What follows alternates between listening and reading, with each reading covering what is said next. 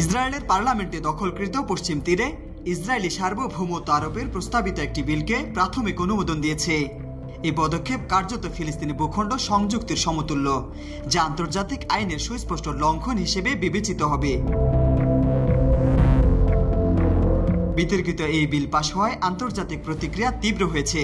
ইসরায়েলের ঘনিষ্ঠ মিত্র যুক্তরাষ্ট্র ও প্রভাবশালী আরব দেশ সৌদি আরব এরই মধ্যে এই পদক্ষেপকে শান্তি প্রক্রিয়ার জন্য ক্ষতিকর বলে আখ্যা দিয়েছে।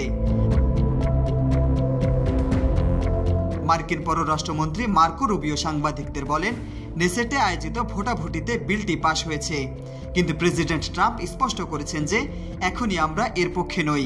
আমরা মনে করি এটি গাজা শান্তি চুক্তির জন্য হুমকি হয়ে উঠতে পারে।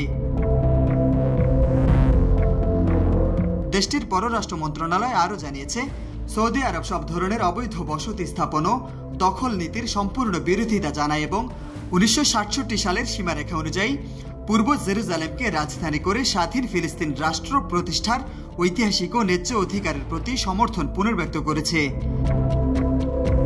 নিউজ ডেস্ক, জয় জয় দিন।